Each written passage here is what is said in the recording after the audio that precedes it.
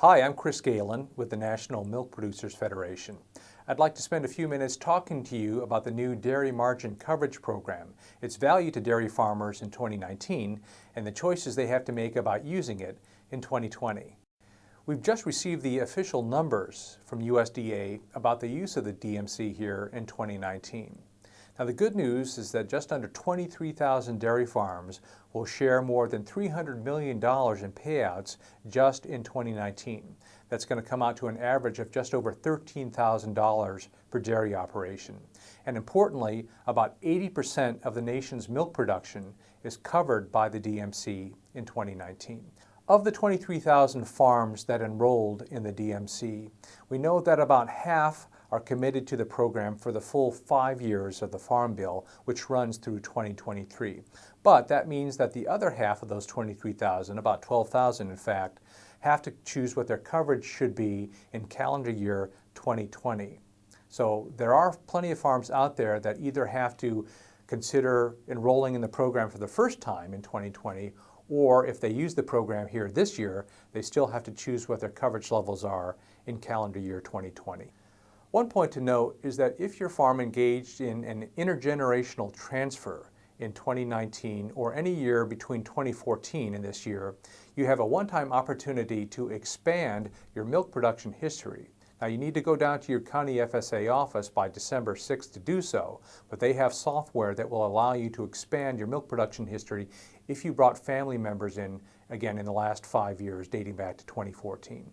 The USDA opened a new enrollment window for the DMC in early October, and that window remains open through Friday, December 13th. Now, this applies to everyone using the DMC this year, as well as people who are committed to the full 5 years of the program.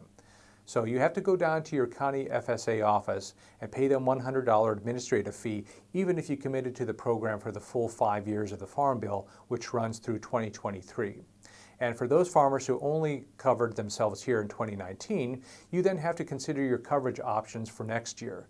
This means maybe adjusting your milk production history. You can go all the way down to 5%, up to 95%.